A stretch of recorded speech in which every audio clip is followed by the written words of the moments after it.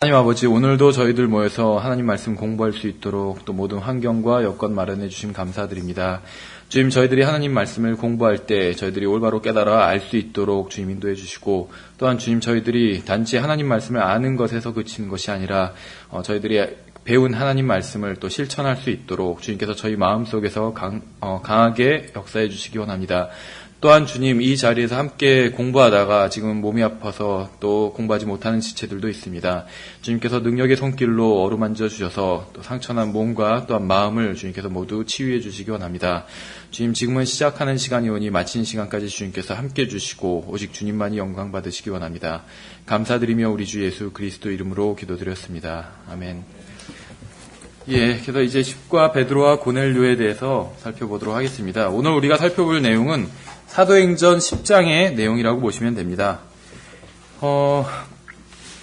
그래서 오늘 하고 다음 주에 공부를 하면, 다음 주에 아마 이제 우물가의 여인에 대해서 공부를 하고 나면 이제 끝나게 됩니다. 다음 주에. 그래서 그 리포트는 다음 주까지 제출을 하시면 돼요. 그래서 너무 크게 고민하시거나 그러지 마시고 그냥 다른 사람한테, 예수님을 모르는 사람한테 예수님을 알려준다고 생각하시고 복음 전하는 내용을 쓰시면 됩니다. 그래서 창조부터 시작하셔도 되고, 아니면 이제 그런 건 다 받아들인 사람이다. 예를 들면 교회에 다니고 있는데 아직 거듭남이 무엇인지 모르는 사람에게 거듭남을 설명해 주는 거다. 이런 설정을 하고 쓰셔도 돼요. 그런 건 전혀 상관은 없어요.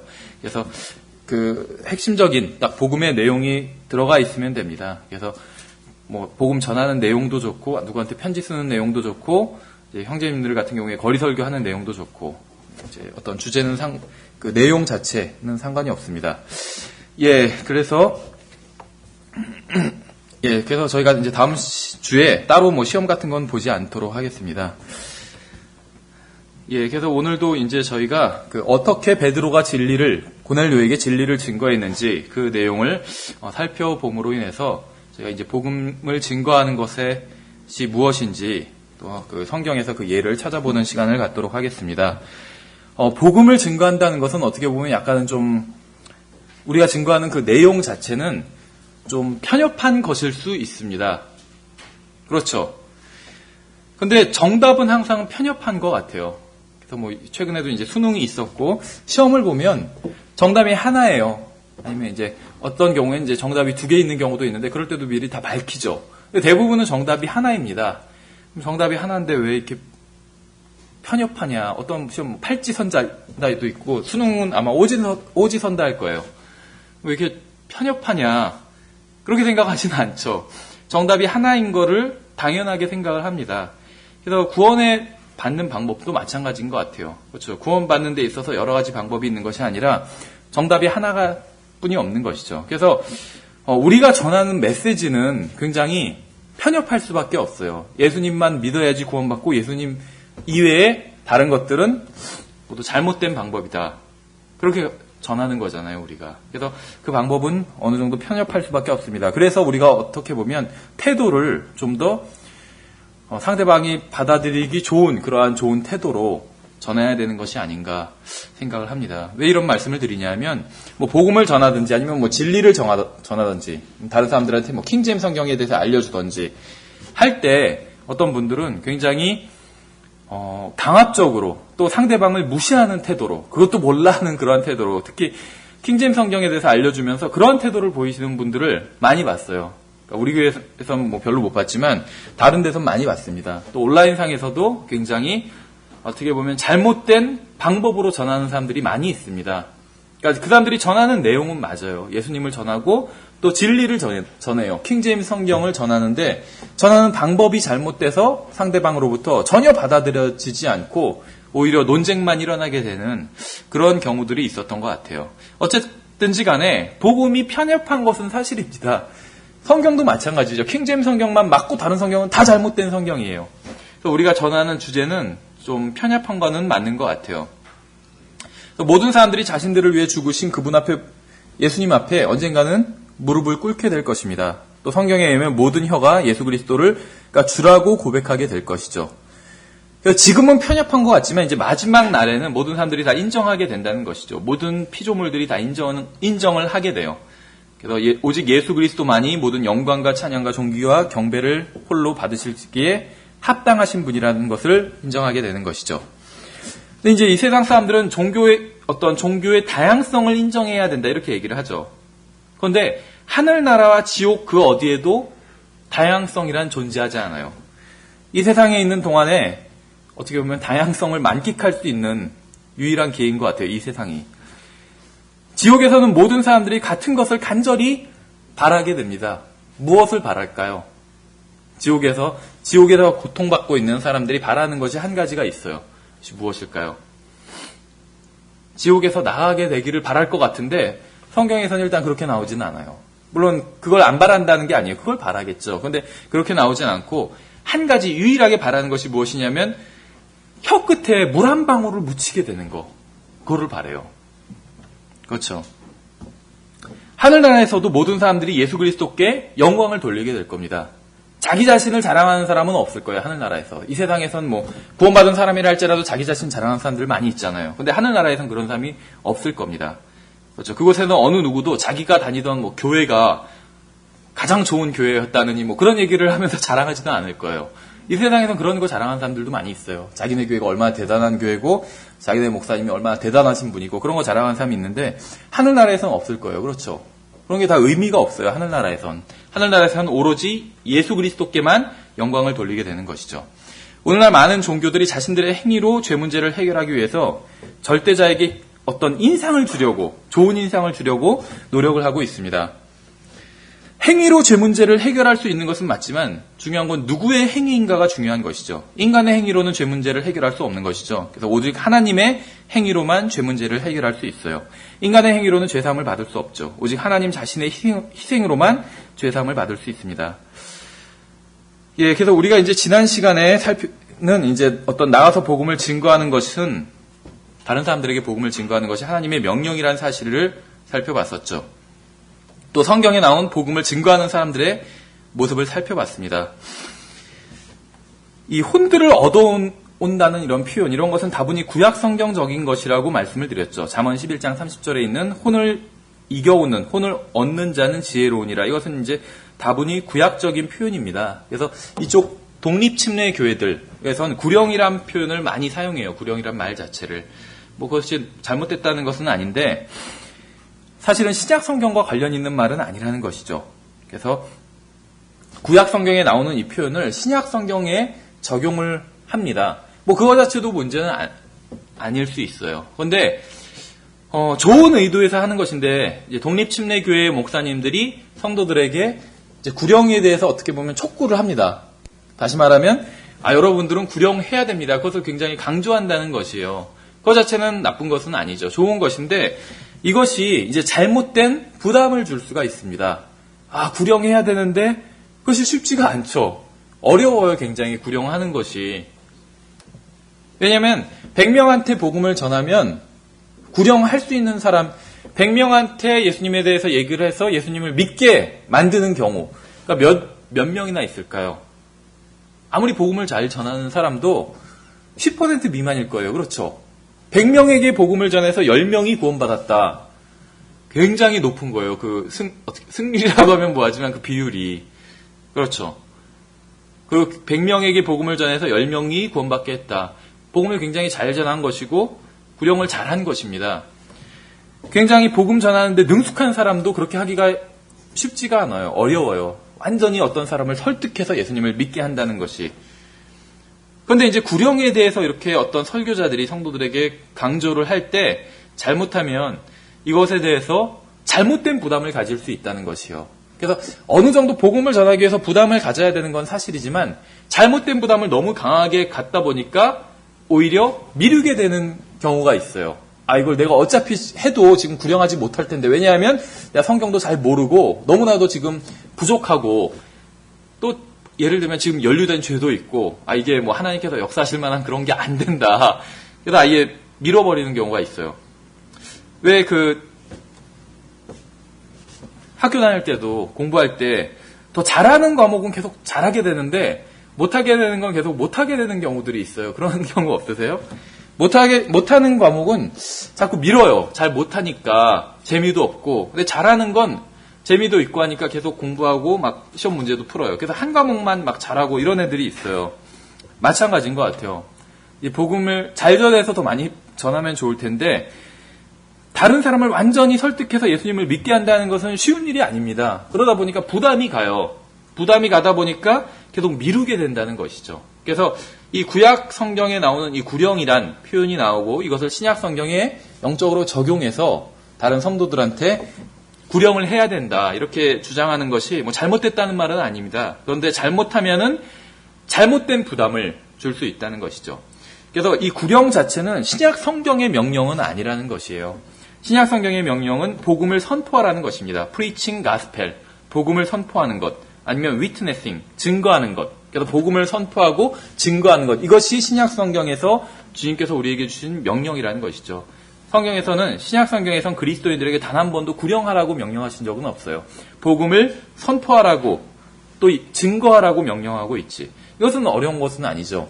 하기 싫을 수는 있어도 선포할 수는 있잖아요. 선포한다는 게 우리가 지난 시간에 살펴본 것은 꼭 거리 설교를 하는 것이 선포하는 것은 아니죠. 거리 설교하는 것도 선포하는 것이요. 크게 소리를 지르는 것도 선포하는 것입니다. 분명히 프리칭 하는 것이요. 그런데 성경에서는 사도행전 8장에서는 이디오피아 내시가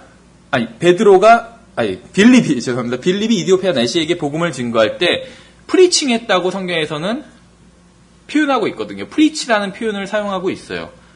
마차에 같이 앉아서 소리를 지르진 않았겠죠.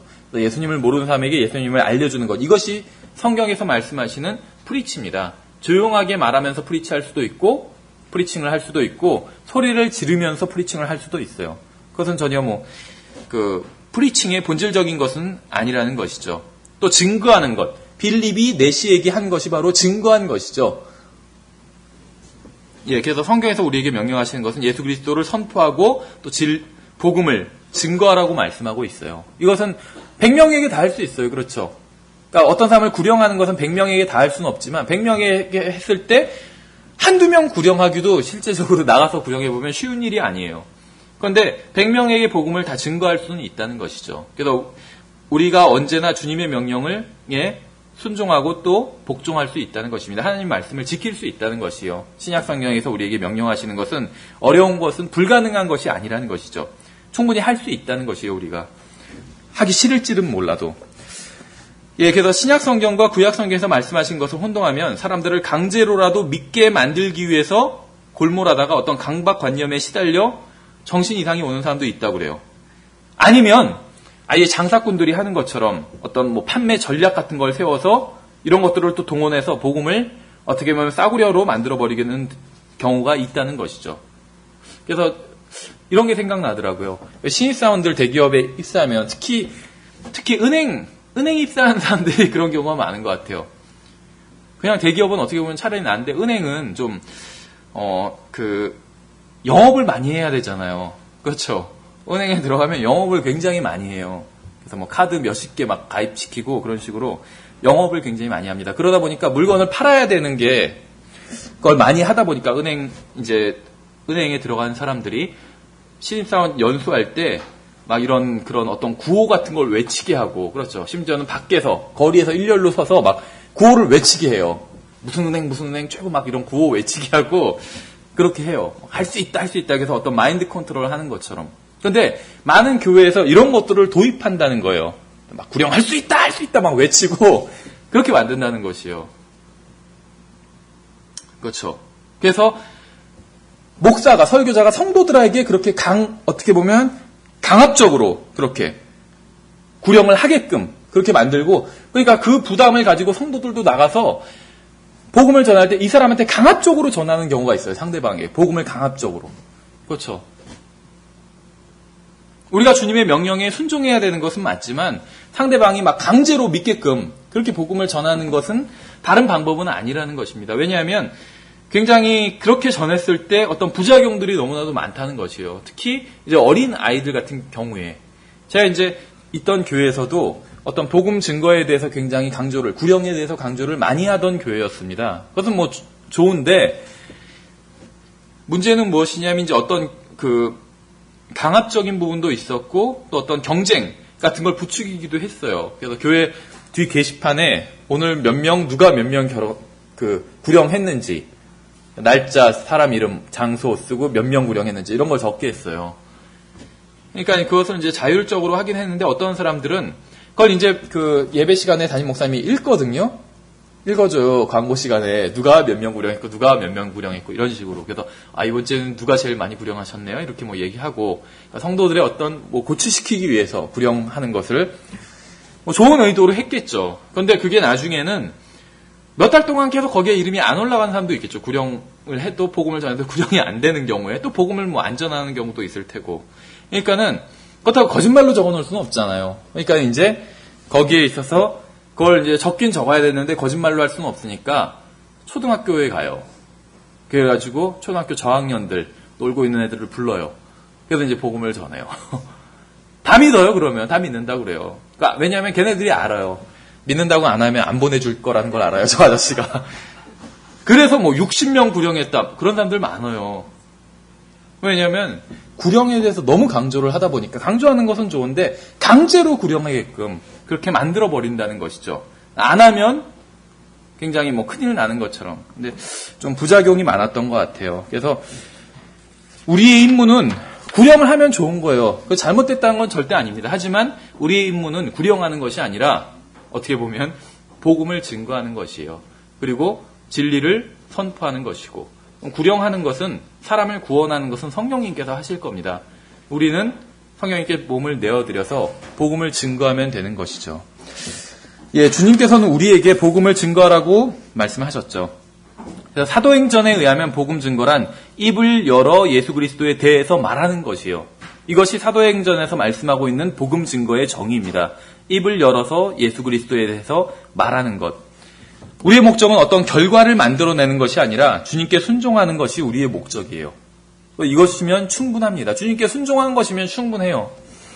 결과가 없다 할지라도, 물론 결과가 있으면 더 좋겠지만, 그래서 복음 증거는 단순히 훌륭한 삶을 살고 좋은 모습을 보여서 사람들이 여러분을 좋은 사람이라고 생각하도록 하는 것은 아니에요.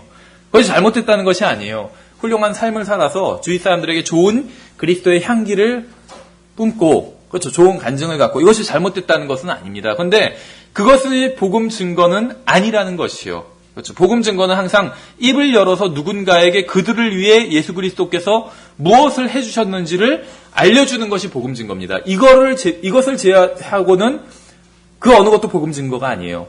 어떤 아무리 선한 행위를 해도 그것은 복음 증거는 아니에요. 잘못됐다는 게 아니라 선한 행위를 한 건 좋은 거예요. 어려운 사람을 도와주고, 그럼 그 사람이 내가 나중에 복음을 증거할 때 더 귀 기울여서 듣겠죠. 그 자체가 잘못됐다는 건 아니에요. 어려운 사람을 도와주고 사회에서 정직하게 행하고 회사에서 열심히 일하고 다 좋아요. 해야 돼요, 그리스도인이. 근데 그것이 복음 증거는 아니라는 것이에요. 그러니까 입을 열어서 예수 그리스도에 대해서 얘기해 주는 것, 이것을 대체할 수 있는 것은 아무것도 없습니다. 이것만이 성경에서 말씀하시는 유일한 복음 증거입니다. 예, 우리는 이제 사도행전 10장을 통해서 베드로가 복음을 증거하는 모습을 살펴보고자 합니다. 베드로는 이제 한 사람의 집을 방문하게 돼요. 그렇죠. 가족들, 친척들, 친구들에게 복음을 전하게 됩니다. 근데 이 사람, 바로 고넬료죠. 고넬료는 굉장히 흥미있는 인물입니다. 이 사람은 우리가 지난 앞에 과에서 공부한 것처럼 그 이디오피아 내시와 상당히 비슷한 사람이라고 볼 수가 있어요. 선한 사람이었죠. 만일 행위로 구원을 받을 수 있다면 이 사람이야말로 구원을 받기에 가장 적합한 사람이었습니다. 성경에서는 이 사람의 어떤 선행들에 대해서 열거해서 보여주고 있어요. 우리가 앞에 가서 살펴본 사람은 참된 하나님을 경배하기 위해서 하나님의 집에 방문했던 사람이었어요. 그러니까 전형적인 어떤 종교적인, 나쁜 의미가 아니라 좋은 의미의 종교적인 사람이었습니다. 진리를 찾는 사람이었어요. 그렇죠. 이오피아 내시는 원래 자기 민족적으로는 하나님과 관련 있던 사람이 아니에요. 그런데 자기가 유대교로 개종하고 진리를 찾기 위해서 또 먼 길을 여행해서 하나님께서 지정하신 집, 성전이죠. 하나님께서 지정하신 방법대로, 하나님께서 지정하신 날에 하나님을 경배하러 왔던 것이에요. 자기 방법이 아니라. 굉장히 선한 사람이었다는 것, 또 종교적인 열심이 있었다는 것, 나쁜 의미가 아니라 좋은 의미로. 그리고 이 사람은 성경을 또 읽던 사람이었어요. 그렇죠. 이디오피아 내시는. 읽던 것도 뭐 어디 레위기 같은 거 읽고 있었던 것도 아니고 이사야 53장. 그렇죠. 지금으로 치면 막 전도책자 이런 걸 막 열심히 읽고 있었던 사람이었어요. 그런데 이 사람은 여전히 구원받지 못한 사람이었다는 거예요. 그렇죠. 그러니까 우리가 지난 시간에 사도행전 8장을 통해서 배운 것은 무엇이냐면 이렇게 선한 사람, 교회에 가고 지금으로 치면 복음을 굉장히 잘 전하는 교회가 있다면 그런 교회에 다니는 사람이에요. 복음을 굉장히 잘 전하는 교회에서 전도 집회를 해요. 그날 온 사람이에요. 멀리서 복음을 들으러. 오면서도 전도지를 열심히 읽으면서 온 사람이에요. 그런데 구원받지 못했던 거예요. 그런 사람에게도 누군가가 예수님을 알려주는 것이 필요했다. 이것을 우리가 사도행전 8장을 통해서 알 수 있었죠. 이 사람이 빌립이 만약에 순종하지 않고 성령님께 순종하지 않고 복음을 전하러 가지 않았다라면, 왜냐하면 사마리아에서도 할 일이 많았잖아요. 부흥이 일어났으니까. 그러니까 사마리아에서 자기가 계속 구원받은 사람을 가르치고 다른 일을 하겠다면서 성령님의 인도를 거절했다면 이디오피아 내시는 구원받지 못했겠죠.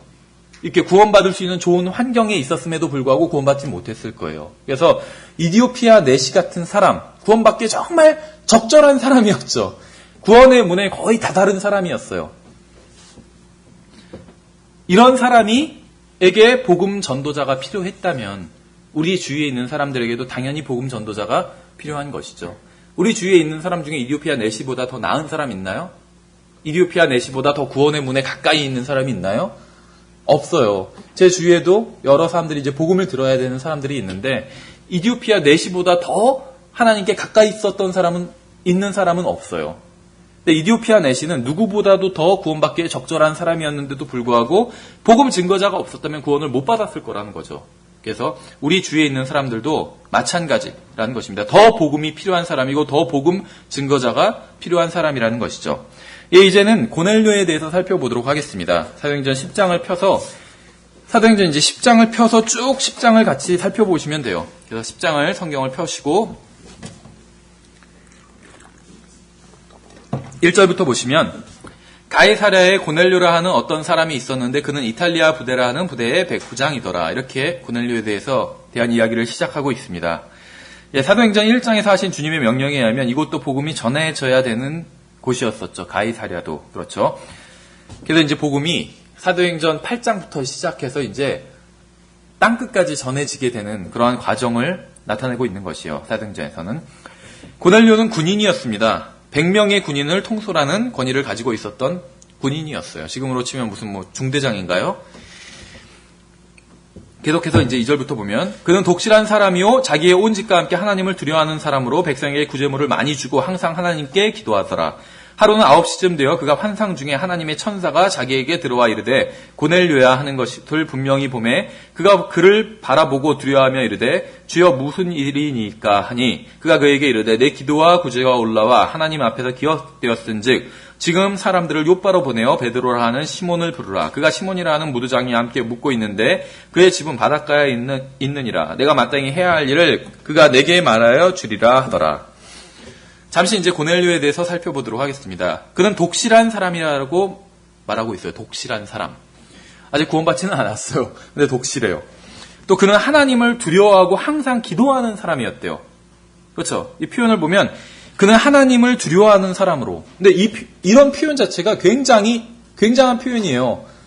성경에서 어떤 사람이 하나님을 두려워하더라 이런 표현이 여러 사람한테 막 쓰인 표현이 아니에요.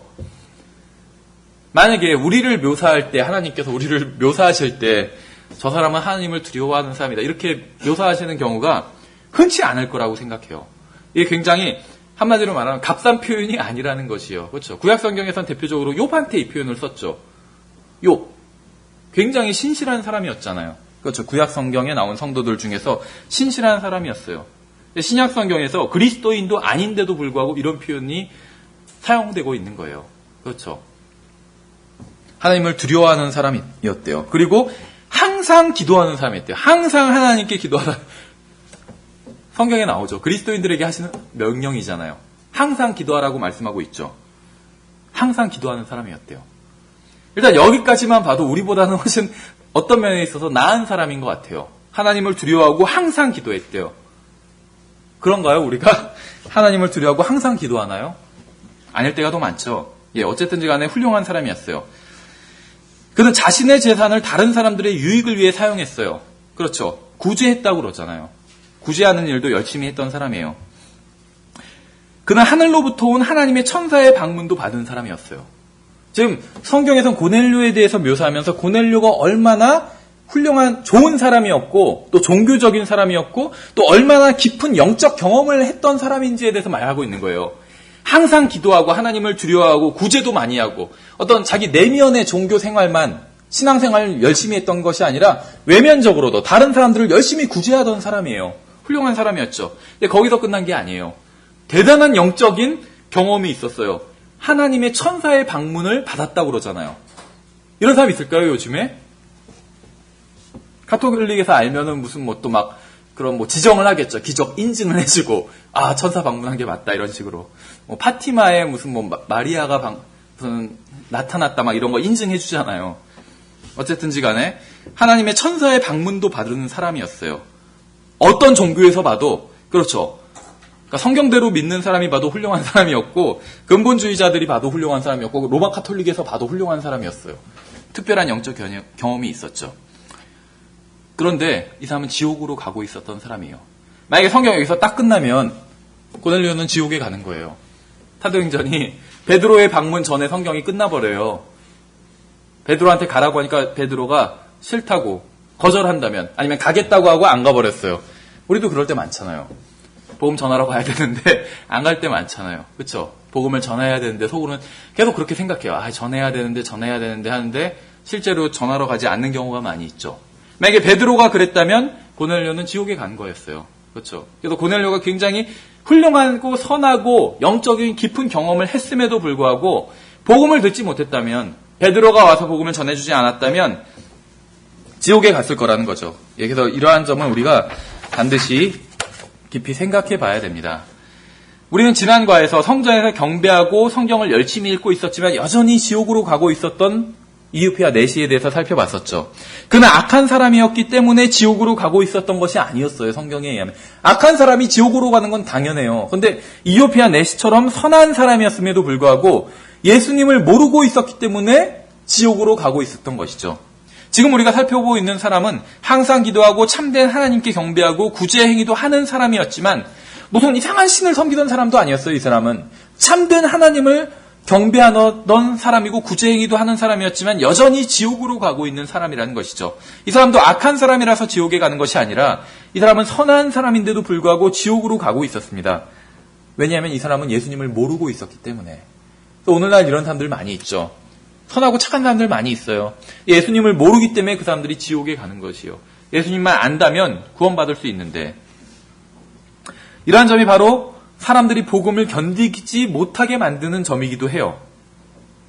무슨 말이냐면 사람들의 잘못된 생각으로는, 사람들의 생각하는 것이 일단 비성경적인 생각이죠. 성경을 모르니까, 성경을 믿지 않으니까. 그러니까 사람들의 잘못된 개념으로는 무엇이 있냐, 어떤 생각을 하냐 하면 선한 사람이 하늘나라에 가고 악한 사람은 지옥에 가야 된다, 이렇게 생각을 해요. 사람들은. 그렇죠. 그런데 하나님의 말씀에 따르면 사람들의 생각하는 정반대로 선한 사람들도 악한 사람들과 똑같이 마찬가지로 지옥에 가는 게 성경의 진리라는 것이죠. 이것이 사람들이 성경을 거부하게 하는 그런 이유 중에 하나가 되지 않나, 이렇게 생각을 합니다. 사람들은 선한 사람은 하늘나라에 가고 악한 사람은 지옥에 가야 된다, 이렇게 생각하는데 성경은 선한 사람도 악한 사람들과 마찬가지로 지옥에 간다, 이렇게 말씀하고 있다는 것이죠. 왜냐하면 예수님만이 하늘나라에 가는 유일한 길이기 때문에 그렇다는 것입니다. 인간의 어떤 선행으로는 하나님을 설득할 수가 없기 때문에, 하나님께 어떤 유익도 줄 수가 없기 때문에 그렇다는 것이요. 그렇죠. 마치 미국 비자 받으려고 막 좋은 일 많이 하는 거나 마찬가지예요. 그러니까 하늘나라에 가는 건 어떤 법적인 문제, 출생의 문제와 관련이 있다는 것입니다. 선행과 관련이 있는 것은 아니에요. 선행을 하고 악행을 하지 않아요. 그러면 감옥에 가지는 않겠죠. 근데 그렇다고 해서 자동적으로 예를 들면 미국 비자가 나오는 것은 아니라는 것이죠. 미국 비자를 받으려면 거기에 맞는 어떤 조치들을 취해야 돼요. 필요한 서류들을 내야 되고, 그렇죠. 예. 우리나라에 있는 성경을 부인하는 수많은 어떤 자유주의 목사들과 또 자유주의 성도들이 있어요. 자유주의 목사들만 있는 것이 아니라 자유주의 성도들도 있습니다. 근데 다 자기들을 기독교인이라고 이제 생각을 하죠. 이 사람들은 이런 성경의 진리를 거부합니다. 왜냐하면 자신들은 이웃에게 선행을 베풀기 때문에 자신들은 하늘나라에 갈 수 있다고 생각을 하기 때문에 예수님만 믿고 하늘나라에 가는 것을, 성경의 진리를 거부하고 있는 것이에요. 근데 성경에선 분명히 그러한 사람, 아무리 선행을 많이 하는 사람이라 할지라도 고넬료처럼 지옥에 가고 있다고, 예수님을 모르면 지옥에 갈 수밖에 없다고 이렇게 말씀하고 있다는 것이죠. 예, 고넬료의 집에 천사가 방문했어요. 여러분 같으면 어떠실 것 같아요? 천사가 여러분 집에 방문하면? 대단한 일 아닌가요? 이 일은 아마 고넬료의 인생에 있어서 최대의 사건이었을 거예요. 그렇죠? 천사가 진짜 집에 왔다고 생각해 보세요. 이거보다 더 큰 일이 있을까요? 사람들에게 천사를 봤다고 막 자랑하고 다닐 수도 있겠죠, 고넬료가. 근데 그렇게 하지 않았어요. 그 천사와 있었던 일, 어떤 대화를 나눴는지 막 이런 거 자랑할 수도 있겠죠. 지금 같으면 아마 책을 써도 막 베스트셀러가 됐을 거예요. 토크쇼에 나가고 그랬겠죠. 토크쇼에서도 막 초대하고 천사를 봤을 때 어땠어요? 하면서 막 질문하고 그렇죠, 사회자가. 근데 고넬료는 그러지 않았다는 것이요. 고넬료의 집의 천사는 고넬료를 전혀 도와줄 수가 없었습니다. 아이러니컬하죠. 천사가 굉장히 대단한 존재잖아요. 근데 고넬료에게 나타났는데 고넬료를 전혀 도와줄 수가 없었어요. 왜냐하면 천사는 복음에 대해서 아는 것이 거의 없었기 때문이에요. 천사들은 우리처럼 십자가의 의미나 부활이 뜻하는 것이 무엇인지 이해할 수가 없었습니다. 왜냐하면 천사는 어떤 우리처럼 육체를 가진, 유한한 육체를 가진 존재가 아니에요. 그렇죠. 영원한 존재예요. 어떻게 보면 천사도. 그렇기 때문에 복음에 대해서 온전히 이해할 수 없었다는 것이죠. 죽음의 슬픔, 이런 걸 알 수 없는 존재라는 것이에요, 천사는. 그래서 복음에 대해서 정확히 이해할 수가 없었다는 것이에요. 천사가 고넬료에게 나타나서 한 말이라고는 베드로를 부르라는 것이 전부였어요. 나타나서 대단한 메시지를 전했을 것 같은데, 이 세상 종교는 그렇게 얘기하죠. 천사가 나타나서 나에게 몰몬경을 주었다. 이게 이제 그 몰몬경이 탄생하게 된 배경이에요. 그래서 자기가 지어서 써버린 것이죠. 실제 내용은. 천사가 나타나서 자기한테 어떻게 했다. 로마 카톨릭에서도 그런 기적들이 많잖아요. 천사가 나타나서 어떻게 했다. 그런데 성경에서는 그런 게 안 나와요. 신약 시대에는 천사가 나타나면 하는 일은 이거예요. 나타나서 복음을 아는 누군가를 부르라, 이 말을 하는 거예요. 그렇죠. 그래서 이것만이 정말 천사가 성경적인 의미에서 천사가 나타난 올바른 경우라고 할 수 있어요. 천사가 나에게 나타났는데 어젯밤에 나타나서 막 대단한 이야기들을 해줬다. 이런 것은 다 거짓말이에요. 다른 경우는 무엇이냐면 천사가 나에게 나타나서 복음을 아는 어느 누구를 부르라고 얘기를 해줬다. 그렇게 해야지. 그 경우만이 바른 경우라는 것이죠. 예, 그런데 이제 그것도 사실은 무리가 있죠. 왜냐하면 성경이 완성된 이후로는 천사가 인간에게 어떤 계시해 줄 것이 아무것도 없어요. 이 당시에는 아무것도 지금 기록된 게 없어요. 신약 성경이. 그렇죠. 지금 이 당시에, 물론 이것은 이제 사도행전이고 앞에 사복음서가 있긴 하지만, 아직까지, 이때까지는 지금 신약 성경이 기록된 것이 없다는 것이요. 이 시대에는. 그렇죠. 사복음서도 없고, 아무것도 없을 때예요. 서신서도 당연히 없고. 그러니까 복음이 뭔지 알 수가 없다는 거예요. 어떤 책을 봐도 복음이 무엇인지 알 수가 없어요. 그럼 이때 복음을 알 수 있는 유일한 방법은 무엇이냐면 복음을 아는 사람에게 복음을 듣는 방법뿐이 없어요. 그렇죠. 그래서 천사가 나타나서 복음을 아는 사람, 베드로였었죠. 그러니까 베드로를 부르라, 이렇게 말한 것이 다였다는 거죠. 메시지에 다였다는 것이죠. 이렇게 본다면 지금은 천사가 나타나서 그럴 필요가 없어요. 이미 복음이 기록된 책이 서점에만 가면 쉽게 구할 수가 있잖아요. 성경 자체도 쉽게 구할 수가 있고 전도책자들도 많고 교회들도 많아요. 그렇죠. 어떤 사람이 정말 궁금하고 복음이 알고 싶다 한다면 알 수 있어요. 충분히. 조금 서점에 갈 필요도 없어요. 책상에 앉아가지고 인터넷으로 검색만 해봐도 돼요. 복음 쳐도 관련 검색어 쫙 나오고, 저도 그 전도지를 하나 이제 영어 전도지랑 한글 전도지, 이렇게 대역 전도지를 만들어 볼까 해가지고 이제 그 하나님의 구원 계획이라는 영어 전도지가 있어요. 그래서 이제 검색을 했어요. 하나님의 구원 계획. 이 전도지가 당연히 하나님 그 전도지가 뜨고, 그 다음에 다른 비슷한 전도지들이 수도 없이 떠요. 하나님의 구원 계획. 그렇게만 검색해도. 구원. 그렇게만 검색해도 전도지들이 수도 없이 뜬다는 거예요. 전도에 관한 글들이. 오늘날에는 천사가 나타날 필요가 없다는 것이죠. 예, 베드로는 유대인으로 태어났고 평생 동안 유대교를 믿은 사람이었습니다. 그는 성전에서 경배하던 사람이었고 안식일을 지키던 사람이었어요. 희생제물을 드리고 율법을 지키고자 노력했던 사람이었어요. 그렇죠, 베드로는. 유대인들의 율법에는 이상한 것이 포함되어 있어요. 율법에는 먹어서는 안 될 음식의 목록이 있습니다. 옛날에 그래서 이상구 박사가 안식교 또 이상인구 박사 한 80년대였나요? 90년대 초 나와서 율법에서 이렇게 말씀하고 있는 건 이유가 있다. 그래서 먹지 말라는 건 몸에 안 좋기 때문에 먹지 말라는 것이다. 이런 식으로 얘기를 했지만 성경엔 그런 말은 없어요. 몸에 안 좋기 때문에 그것을 먹지 말아라. 그런 말 없어요. 맛이 좋지 않기 때문에 먹지 말아라. 그런 말 없어요. 오히려 그런 것이 더 맛있죠. 먹지 말라고 하신 것들이. 몸에 더 좋은지는 모르겠어요. 그런데 왜 먹어서는 안 되는지 정확한 이유는 몰라요. 성경에서 그런 거 말씀하신 적은 없어요. 몸에 나쁘기 때문에 먹어서는 안 되는 것인지 아닌지 알 수 없다는 것이죠. 분명한 사실은 하나님께서는 유대인들이 다른 민족과는 다른 특별한 백성이 되기를 원하셨다는 것입니다. 그래서 특별한 음식을 먹지 말라는 것이요. 그럼 그 사람은 유별난 사람이 되거든요. 저도 못 먹는 음식이 있어요. 무엇이냐면 복숭아예요. 알레르기가 있어서. 뭐 알레르기 요즘은 치료 다 할 수 있다고 하는데 어쨌든 간에 어렸을 때부터 계속 복숭아를 안 먹었어요. 그래서 어디에 가면 항상 좀 유별난 사람이었어요. 복숭아를 그래도 안 먹는 사람보다 먹는 사람이 훨씬 더 많잖아요. 그렇죠? 복숭아 하나만 안 먹어도 유별나게 되는데 뭐 구약 성경에 나온 율법에 나온 먹어서는 안 될 음식의 목록을 보면 굉장히 많아요. 그렇죠? 돼지고기 같은 거 먹어서도 안 되고. 그럼 정말 유대인은 유별난 사람일 수밖에 없었을 거예요. 아, 너 왜 도대체 이걸 안 먹냐? 이렇게 물어보면 얘기할 수밖에 없겠죠. 자기가 유대인이라는 것을. 그렇죠? 그리고 하나님께서 이렇게 명령하셨기 때문에 율법에 의하면 하나님께서 이렇게 명령하셨기 때문에 내가 먹을 수 없다. 이런 얘기를 할 수밖에 없었겠죠. 그래서 어떻게 보면 하나님을 증거할 수밖에 없었어요. 어쨌든 간에 이유는 모르지만 하나님께서 유대인들을 특별한 백성으로 구분하시기 위해서 특별한 음식은 먹지 말라고 그렇게 명령하셨다는 것이죠. 그런데 이제 율법에는 이런 음식에 대한 것만 있는 것이 아니라 동물의 사체에 대한 규정도 있습니다.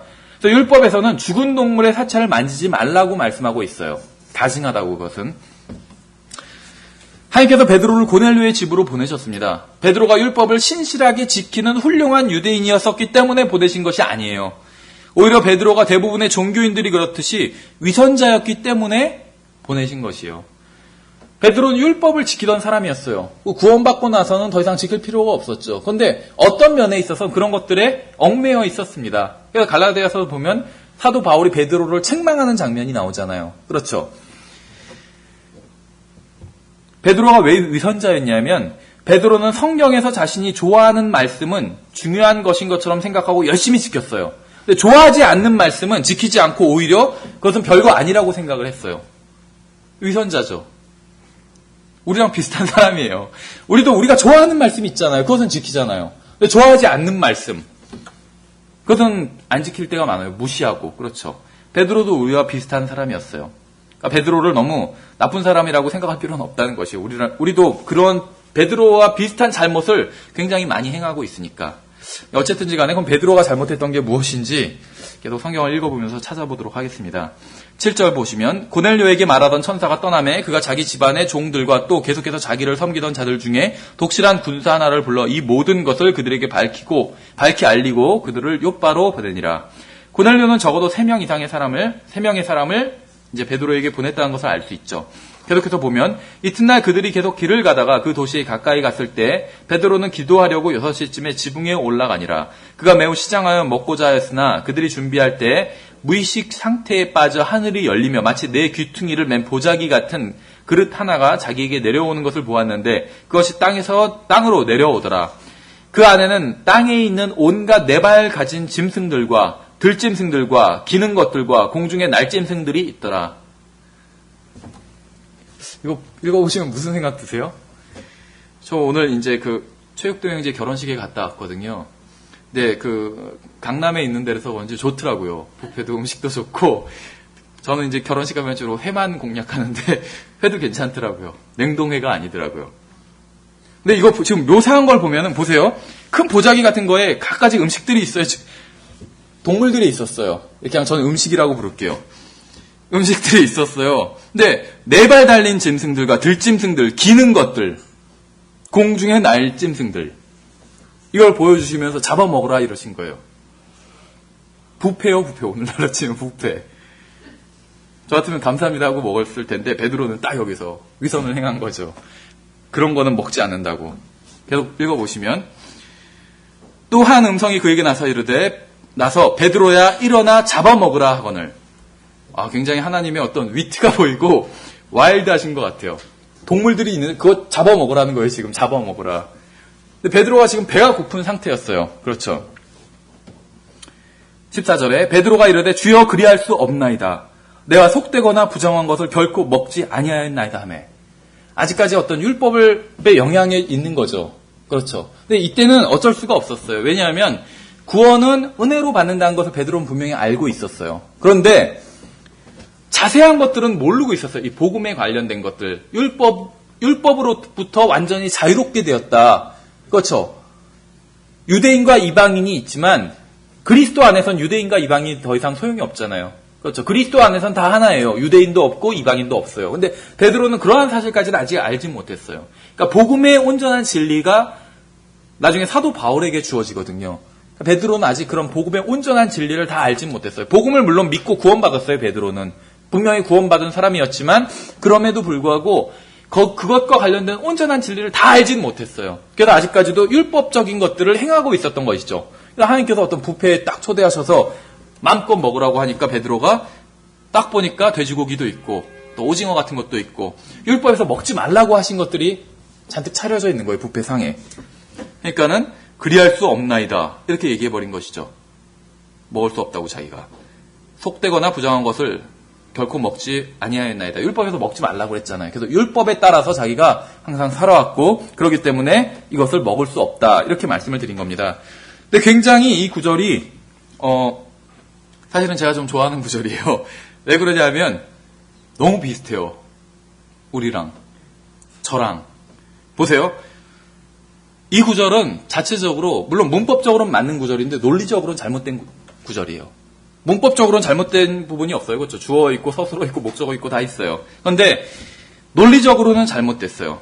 주여 그리할 수 없나이다. 이건 말이 안 되는 말이에요. 그렇지 않은가요? 주님이란 것은 주인이란 거예요. 그분이. 그럼 주님 그리하겠습니다. 이렇게 얘기해야 돼요. 그래야지 이것이 논리적으로 바른 문장이에요. 그렇죠? 주님 그렇게 하겠습니다. 그런데 여기선 주여 그리할 수 없나이다. 이건 잘못된 말이에요. 그리할 수 없나이다 하려면 주여를 빼든지 그냥 그렇죠. 베드로가 이르되 그리할 수 없나이다. 이렇게 하면 차라리 맞아요. 그 문장이. 근데 주님이라고 하면서 주님의 명령에 순종하지 않겠다는 거예요. 그렇죠. 잘못된 말이에요. 이것은. 성경에 이런 표현들이 가끔 가다가 나와요. 또 다른 사람도 이렇게 얘기했던 적이 있어요. 근데 이제 오늘 우리가 보는 건 베드로인데 우리도 마찬가지죠. 우리도 주님 하면서 항상 기도하잖아요. 하나님께서 뜻을 보여주시면 자, 하나님의 뜻에 순종하겠습니다. 막 이런 기도도 해요. 뜻을 보여주셔도 거기에 순종하지 않을 때가 많이 있죠. 우리랑 똑같은 사람이에요. 그러니까 베드로가. 그러니까 하나님께서 베드로를 선정해서 복음 증거자로 보내셨는데 굉장히 큰 의미가 있는 것 같아요. 아주 훌륭한 사람을 보내셨다면 일단 우리가 지난 시간에 봤던 빌립은 제가 봤을 때 베드로보다 훨씬 훌륭한 사람이었어요. 빌립은 막 이런 적이 없어요. 그렇죠. 주님께서 뭘 명령하시니까 주님 그럴 수 없나이다. 이런 식으로 주님께 어떻게 보면 반기를 든 적이 없어요. 주님께서 명령하시면 순종해서 갔어요. 복음을 증거하고. 큰 부흥이 일었고 다음에 주님께서 사막으로 가라. 지금 여기서 큰 부흥이 일어나고 있는데 대도시에서 사막 아무 데도 없는데 가라고 하니까 그냥 간 거예요. 주님의 명령에 순종해서. 그러니까 빌립은 대단한 사람이었어요. 그렇죠. 만약 베드로였다면 아마 베드로에게 사막으로 가라 하면서 이제 이디오피아 내시에게 복음을 전하게 하시려고 베드로에게 하셨다면 베드로는 주여 그럴 수 없나이다 그랬을 것 같아요.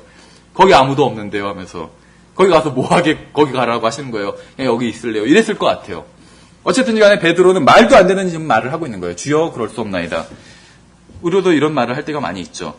그러니까 베드로는 지금 하나님께서 뭔가 잘못 생각하고 계시고 자기가 하나님을 바로잡아주고 있다 이렇게 생각하고 있는 거예요. 주님 그럴 수 없습니다. 제가 속되거나 부정한 것을 결코 먹을 수 없습니다. 이렇게 얘기했던 거예요. 그 다음 절에 베드로가 이르되 주여 그럴 수 없나이다 이렇게 얘기를 했죠. 그러니까 이것은 속되거나 부정한 것을 자기가 결코 먹지 못하겠다. 왜냐하면 율법에서 그렇게 말씀하고 있기 때문에 이렇게 얘기하고 있어요. 근데 이 말은 바른 말 같죠. 내가 속되거나 부정한 것을 결코 먹지 아니하였나이다. 이 말은 바른 말 같아요. 어떻게 보면. 그 베드로가 아마 그랬을 거라고 생각해요. 저도. 돼지고기 안 먹고 뭐 오징어 같은 거 안 먹고 그랬을 거라고 생각을 해요.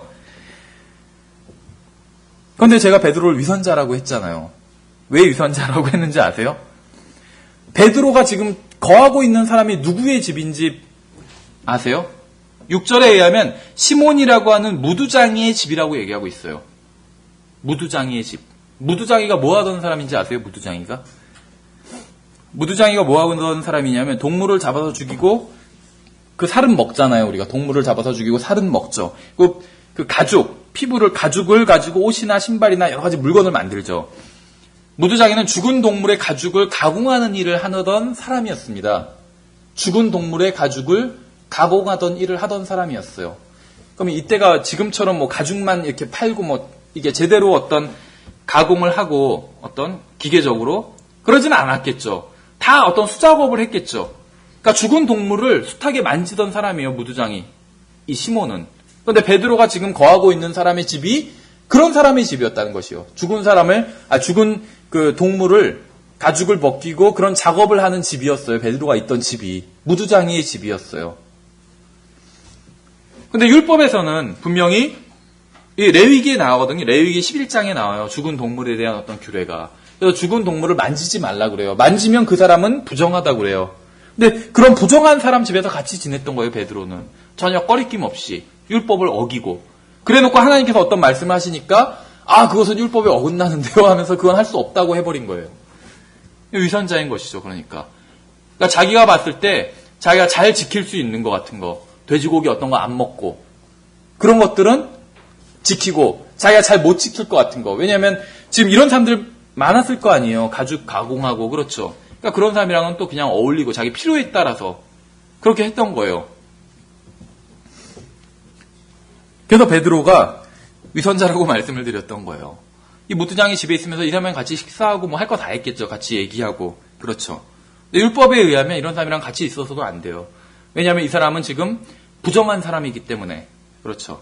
그래서 죽은 동물을 만진 사람은 어떻게 해야지 그 부정함에서 풀려날 수 있는지 그런 것들이 다 나와 있어요. 근데 그런 말씀은 지금 싹 다 무시한 상태라는 것입니다. 베드로가. 단지 음식에 대한 것만 지키고 있는 상황이에요. 그래서 율법의 일부는 지키고 일부는 범한 상황입니다. 갈라디아서는 분명히 하나를 범하면 다 범한 거라고 말씀하고 있잖아요. 율법을. 그렇죠.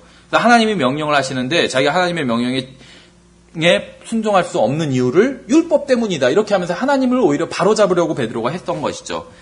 그래서 율법을 정말 순진하게 다 그렇게 지킨 것도 아닌 상태였다는 것이요, 베드로는. 그래서 이제 제가 위선자라고 부른 것이요.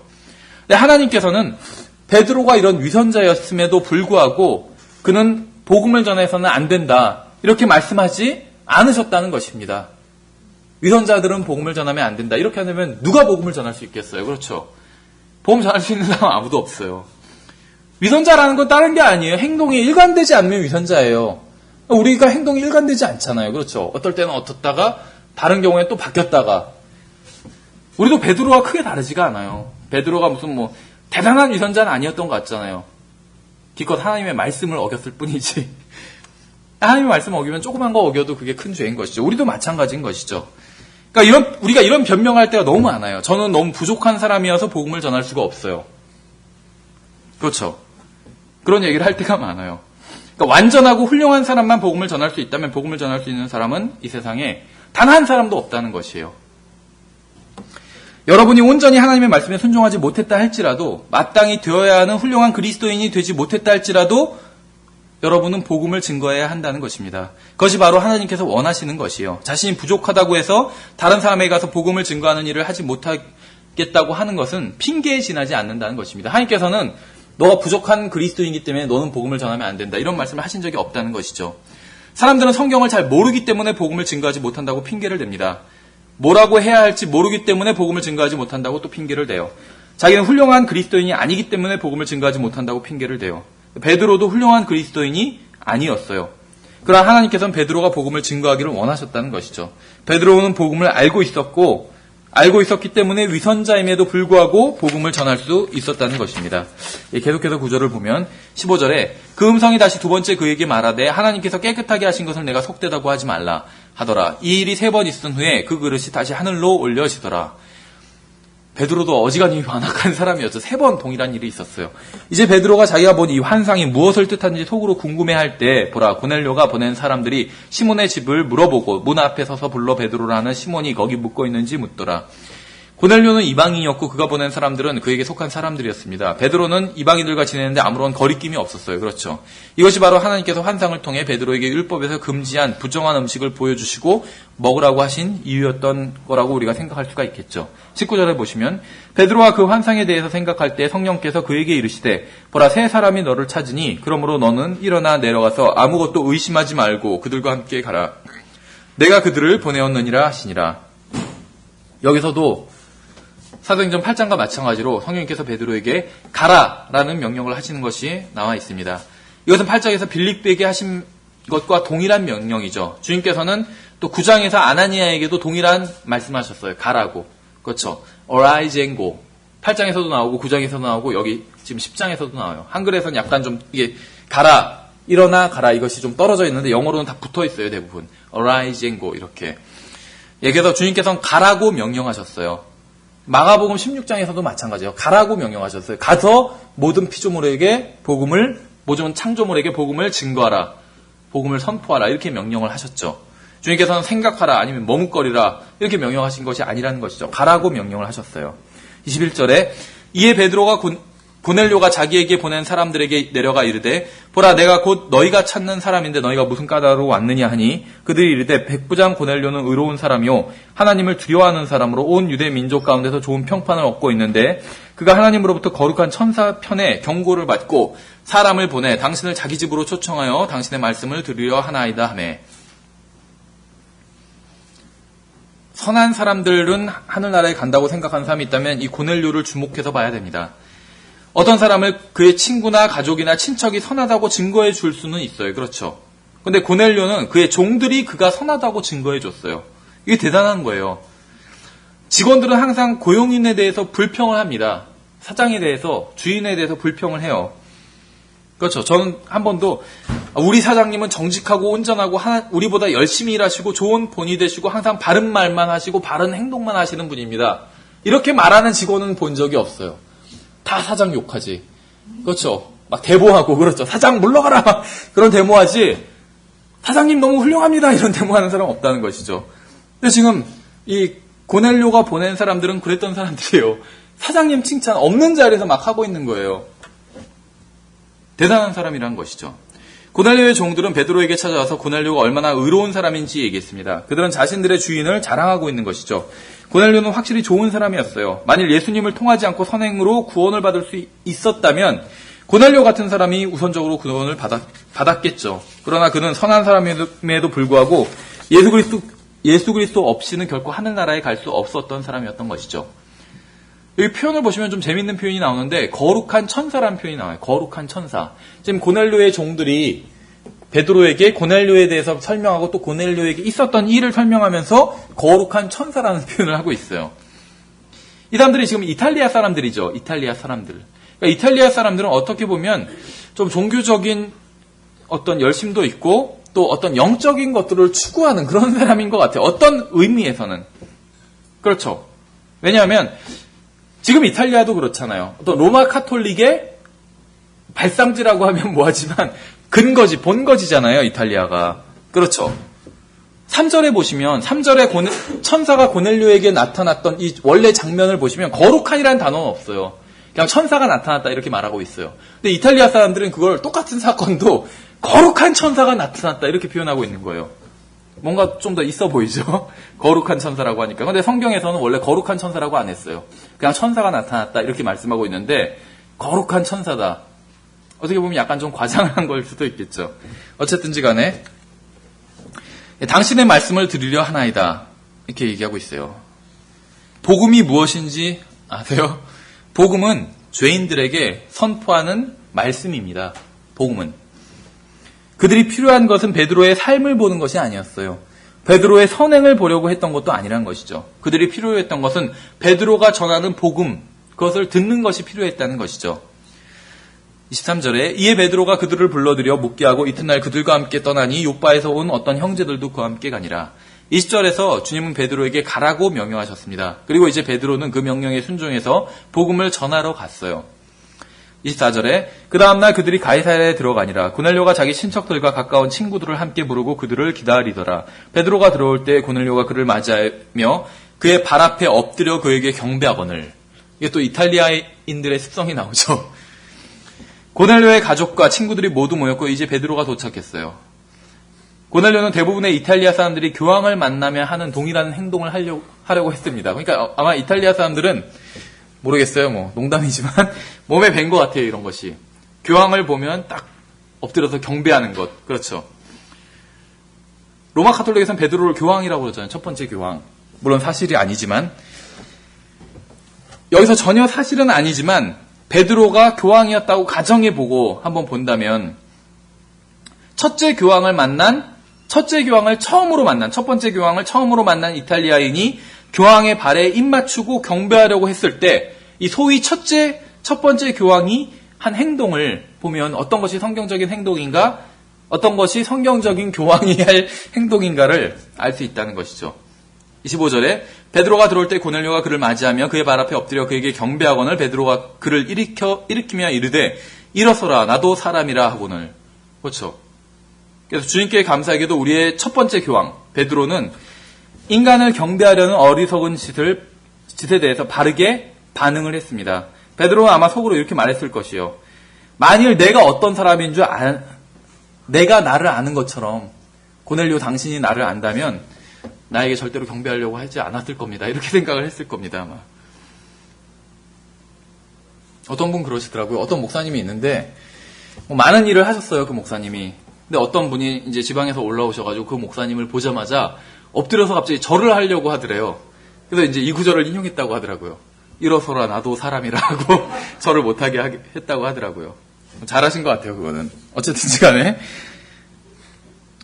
주 예수 그리스도를 따르는 사람이라면 누구든지 자신에게 경배하려는 사람을 보거든 베드로처럼 해야 되는 것이에요. 그렇죠? 이것이 바른 주님을 따르는 바른 주님의 제자로서의 자세인 것이에요. 그렇죠?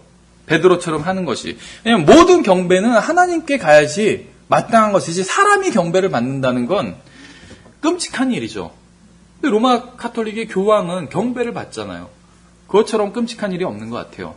어떤 그리스도인이 되고 나서 저 같은 경우에 어떤 한 가지 좀 뚜렷해진 그런 생각이 있는데 생각이라고 하면 좀 이상하지만 하여튼 좀 적응되지 않은 것이 있는데 사람의 이름을 막 연호하는 거 있잖아요.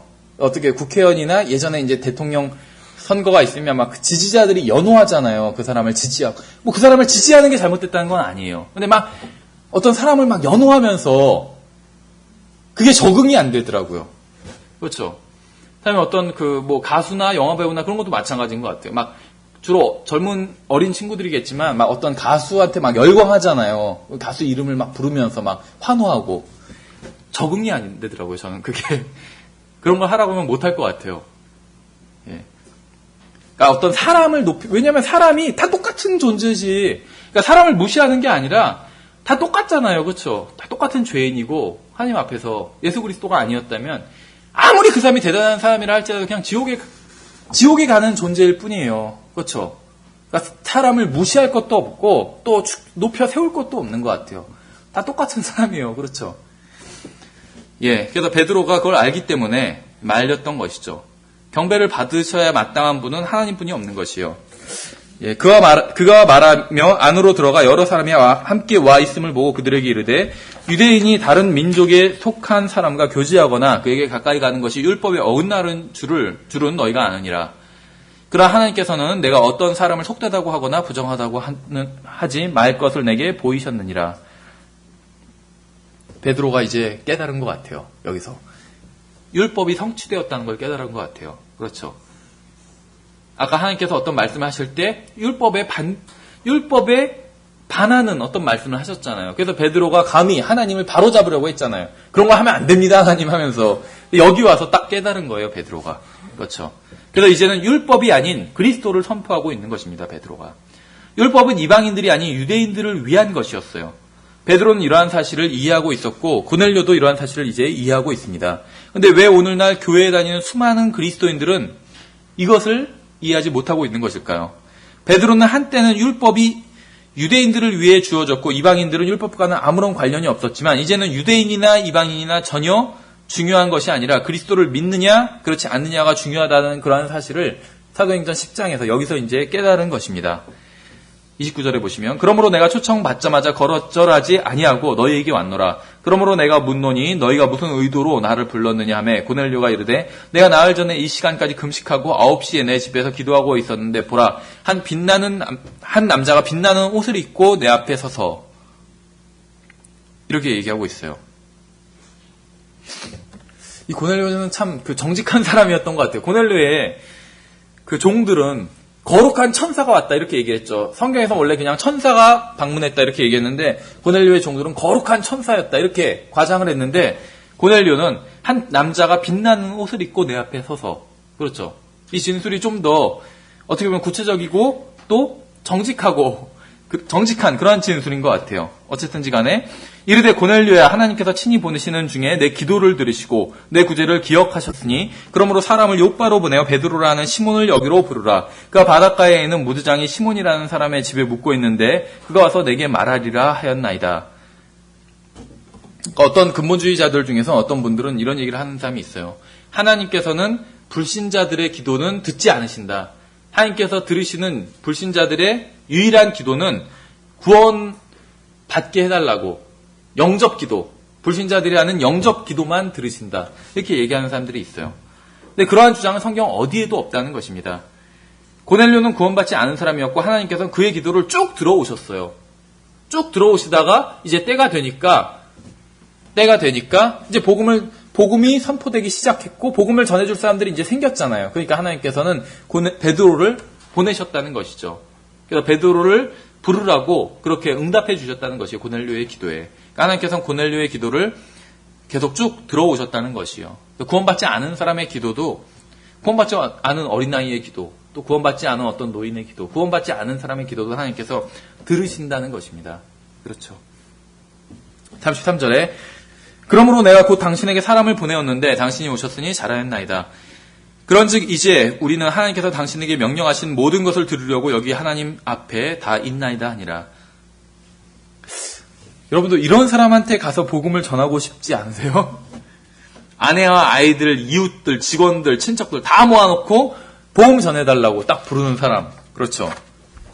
복음 전하기에 정말 너무나도 좋은 케이스인 것 같아요. 이런 사람한테 복음을 전한다는 게 얼마나 쉬운 일이겠어요. 그렇죠. 이건 마치 무슨 칙전도지에 나오는 이야기 같아요. 그렇죠. 복음 전하니까 바로 예수님 영접하고 이런 이야기들 나오거든요. 칙전도지에. 34절에 이에 베드로가 입을 열어 말하되 내가 진실로 하나님은 사람을 외모로 취하지 아니하시고 유대인이나 이방인이나 상관없구나. 이걸 깨달은 거예요. 근데 여기서 보시면은 한 가지 표현이 나와요. 무슨 표현이냐면 바로 이에 베드로가 입을 열어 말하되 사도행전 8장 35절에서 이에 빌립이 입을 열어 이런 표현이 나와요. 복음 증거가 바로 입을 열어서 하나님에 대해서 예수 그리스도에 대해서 예수님께서 나를 위해서 무엇을 해주셨는지 이걸 선포하는 것이 복음 증거예요. 입을 여는 것부터 복음 증거는 시작된다는 것이죠. 아무리 무슨 훌륭한 일을 해도 훌륭한 일을 하고 좋은 일을 하는 게 잘못됐다는 게 아니에요. 아무리 훌륭하고 좋은 일들을 해도 입을 열기 전까지는 복음이 선포된 것이 아니라는 것이에요. 입을 열어서 말을 하기 시작해야지 그것이 이제 복음 선포라는 것입니다. 35절에 모든 민족 중에서 자신을 두려워하며 의를 행하는 사람은 다 받아주시는 줄을 깨달았도다. 로마서의 말씀과 일치하죠. 참고 선을 행하는 사람에게 영광과 존귀로 하신다고 그랬잖아요. 하나님께서 이스라엘 자손에게 보내신 말씀은 곧 예수 그리스도로 말미암아 화평을 선포하는 것인데 그분은 모든 사람의 주신이라.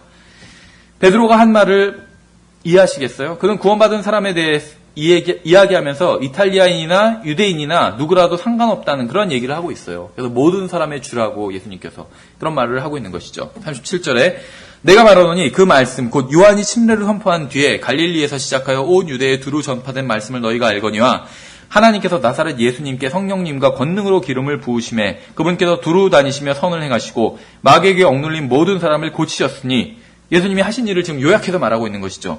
이는 하나님께서 그분과 함께 하셨기 때문이라. 우리는 그분께서 유대인들의 땅과 예루살렘에서 행하신 모든 일의 증인이라. 그들이 그분을 나무에 매달아 죽였으나 하나님께서 그분을 셋째 날에 일으키시고 그분을 공개적으로 보여주시되. 베드로가 한 말을 보시면 그는 예수님께서는 죄 없는 삶을 사셨고 십자가에 달려 죽으셨는데 죽은 자들로부터 부활하셨다는 이런 이야기를 지금 하고 있는 것이요. 고린도전서 15장 3절, 4절에서 이것이 복음이라고 말씀하고 있죠. 그래서 베드로는 지금 복음을 전하고 있는 것이에요. 고넬료에게. 41절에 모든 백성에게 보여주지 아니하시고 오직 하나님께서 미리 택하신 증인들 곧 그분께서 죽은 자들로부터 일어나신 뒤에 그분과 함께 먹고 마신 우리에게 보여주셨느니라. 또 그분께서 우리에게 명령하사 백성에게 선포하게 하시고 하나님께서 산 자와 죽은 자의 심판자로 정하신 이가 바로 그분이심을 증언하게 하셨으니 그분에 대하여 모든 대언자들도 증언하되 누구든지 그분을 믿으면 그분의 이름으로 말미암아 죄들의 사면을 받으리라 하였느니라. 복음 선포, preaching, 복음 선포는 바로 증언하는 것입니다. testify, 증언하는 것이요. preaching은 증언하는 것입니다. 고넬료는 기도하는 사람이었지만 구원받지 못했어요. 그는 구제도 했지만 여전히 구원받지 못했습니다. 금식도 했지만 구원받지 못했어요. 선한 삶을 살았지만 구원받지 못했어요. 사람들 앞에서 의로운 사람이었지만 구원받지는 못했던 것이죠. 고넬료에게 부족했던 유일한 것은 바로 예수 그리스도의 죽으심과 묻히심과 부활하심을 믿는 것이었습니다. 이 한 가지가 그를 하늘나라로 보낼 수 있는 유일한 것이었어요. 44절에 베드로가 아직 이 말씀을 할 때 성령님께서 말씀을 들은 모든 사람 위에 임하심에 왜 성령님께서 말씀을 듣는 모든 사람들 위에 임하셨을까요? 여기만 보면 알 수 없겠죠. 근데 다른 성경을 비교해보면 이 사람들이 믿었기 때문에 임하신 것이에요. 믿었기 때문에. 그러니까 성경에서 어떤 한 본문에서 지금 우리가 보는 사도행전 10장에서 모든 것을 다 말씀하고 있지는 않아요. 여기저기를 비교해보면 성령님께서 임하시는 이유는 사람들이 믿으면 임하신다는 걸 알 수 있다는 것이죠. 그래서 여기서도 마찬가지로 이 사람들이 믿지도 않았는데 성령님께서 임하신 것이 아니죠. 믿었기 때문에 임하신 것이에요. 한번 고넬료와 함께한 사람들이 구원받는 장면을 한번 생각해 보세요. 여기서 눈물을 흘렸다고 누군가 눈물을 막 흘렸다고 그런 얘기도 없죠. 울부짖는 사람도 없었어요. 어느 누구도 또 영접기도를 하는 사람도 없었어요. 베드로가 여러분 이제 믿으시나요? 그럼 이제 제가 하는 기도 다 따라하세요. 이렇게 하지도 않았어요. 그게 잘못됐다는 이야기가 아니에요. 왜 그런 이야기를 드리냐면 구령에 대해서 가르치는 사람들이 항상 영접기도를 해야 된다. 이게 꼭 무슨 마무리처럼 그렇죠. 그렇게 가르치는 사람들이 많아요. 그러니까 영접기도가 잘못됐다는 이야기가 아니라 다만 제가 드리고 싶은 말씀은 영접기도가 성경에 나오지는 않는다는 거예요. 어떤 것을 확실히 하기 위해서 영접기도를 하는 것은 좋아요. 근데 반대로 영접기도도 안 한 사람은 구원받은 사람도 아니다. 이런 식으로 얘기해서는 곤란하다는 것이죠. 영접기도 안 하고 구원받은 사람들이 숱해요. 성경에서는 영접기도 하고 구원받은 사람이 오히려 없어요. 그러니까 영접기도가 잘못됐다는 것이 아니라 영접기도를 해야만 구원받은 것은 아니라는 것입니다. 마음속으로 믿으면 구원받은 것이요. 그 외에 어떤 조건도 없어요. 예. 그래서 구원받기 위해서 믿는 것 외에 다른 무엇인가가 더 필요하다고 주장하는 것은 하나님의 말씀을 넘어서는 것이고 잘못된 주장입니다. 구원받기 위해서 필요한 것은 단 한 가지요. 믿는 것이요. 성경은 주 예수 그리스도를 믿으면 구원받는다고 말씀하셨습니다. 성경은 고넬료와 그의 일행이 믿었기 때문에 성령님께서 그의 위에 임하셨다고 말씀하고 있어요. 구원을 받기 위한 조건은 믿음 외에 아무것도 없어요. 구원받았을 때 무엇을 했는지 혹은 하지 않았는지는 전혀 중요하지 않아요. 영접기도를 했는지 하지 않았는지 이게 중요하지 않다는 거예요. 영접기도가 잘못됐다는 말이 절대 아니라는 거예요. 다만 그것을 해야만 구원받는 것은 아니라는 것이죠. 무릎을 꿇고 영접기도를 했는지 구원받은 날짜를 기록해 두었는지 이런 것은 전혀 중요하지도 않아요. 이 사람들 지금 뭐 다 기록하고 있지도 않죠. 어떤 사람 기록해줘요. 복음 전하고서 예수님 믿으니까 오늘이 당신이 예수님을 믿고 영적으로 새로 출생한 날입니다. 알려주면서 전도지에 기록해주더라고요. 날짜 기록하고 이날 구원받은 날이라고 기억하시라고. 잘못된 거 아니겠죠. 좋은 거예요. 그런데 그걸 해야지만 구원받는 것도 아니라는 것이요. 기록해두지 않으면 나중에 잊어버릴 수도 있겠죠. 저도 제가 구원받은 정확한 날짜는 몰라요. 1990년 7월이라는 건 아는데 달까지도 알지만 날짜는 몰라요. 7월 아마 중순쯤이었을 거라고 생각하는데 그러니까 구원받은 순간에 영접기도를 했는지도 중요하지 않고 구원받은 날짜를 기억해 놨는지 기록해 두었는지 이런 것도 전혀 중요하지 않다는 것입니다. 오직 믿었으면 된 것이요. 구원은 그것으로 충분한 것이라는 것이죠. 45절에 할례자들에게 속한 자들로서 믿는 자들 곧 베드로와 함께 온 자들이 이방인들 위에도 성령님을 선물로 부어주시는 것으로 인해 다 심히 놀라니 이는 아직 그러니까는 뭐냐면 복음이 완전히 정립된 것이 아니에요. 이 사람들이 자기들은 믿고 구원받았지만 이것이 이방인들도 동일하게 이렇게 구원을 받고 이런 것들을 온전히 하나님의 은혜의 복음에 대해서 온전히 이해하고 있지는 않은 것입니다. 그러니까 그러니까 이것은 사도 바울에게 이 계시가 주어져요. 나중에 에베소서에서. 그러니까 복음에 대한 계시를 아직 온전히 받지 못했어요. 그러니까 구원받은 사람이 없다 이런 얘기를 하는 것이 아니에요. 복음을 믿은 사람이 분명히 있어요. 근데 이것을 딱 정리를 해서 알고 있는 사람이 없었다는 것이에요. 한마디로 사도 바울뿐이. 그래서 여기서 이제 깨달은 것이죠. 베드로와 그의 일행들이. 다심이 논란이 이는 이방인들이 타 언어들로 말하며 하나님을 크게 높이는 것을 그들이 들었기 때문이더라. 이에 베드로가 응답하되, 지금 고넬료와 그 가족들, 친구들이 지금 방언을 하기 시작한 것이에요. 그렇죠. 제 생각에 아마 제 생각이지만 히브리어를 했을 것 같아요. 히브리어를. 그렇죠. 히브리어를 하면서 막 주 예수 그리스도를 높였을 것 같아요. 이방인들이 히브리어를 할 수가 없잖아요. 모르잖아요. 그러니까 방언을 하는 것을 보고 놀랬잖아요, 유대인들이. 그렇다면 아마 제 생각인데 이건 성경에 없어요. 제 추측이지만 히브리어를 하지 않았을까. 그러니까 놀랬겠죠. 이방인들이 갑자기 자기의 고유 언어로 그렇게 하는 것을 보고 놀랬겠죠. 어쨌든 간에 방언을 하게 됩니다. 타 언어들을. 그래서 유대인들의 이것이 표적으로 주어졌다는 것을 알 수 있겠죠. 그러니까 방언을 해야지 구원받은 것은 아니에요. 하지만 유대인들과 관련해서 이 구원받는 성령님을 받는 장면에서 항상 방언을 하는 것이 나옵니다. 왜냐하면 복음을 전하는 사람이 유대인이든지 복음을 받는 사람이 유대인이든지 하여튼 유대인이 한 명이라도 있으면 이 방언이 터지는 게 나와요. 성경에서는. 그래서 이것이 표적으로 나오는 것이에요. 그렇죠. 왜냐하면 이때까지는 이방인들도 구원받을 수 있다. 이런 것을 유대인들이 감히 상상도 할 수가 없었어요. 근데 방언이 터지는 것을 보고 이것이 하나님께서 하시는 일이 맞다.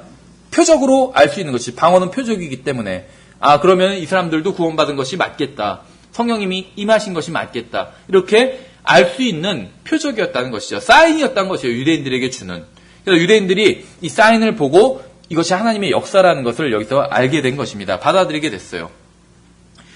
이들이 우리와 마찬가지로 성령을 받았으니 누가 물을 금하여 이들이 침례를 받지 못하게 하겠느냐 하고, 여기서도 침례에 관한 논쟁을 종식시켜버리죠. 성령님을 받고 침례를 받잖아요.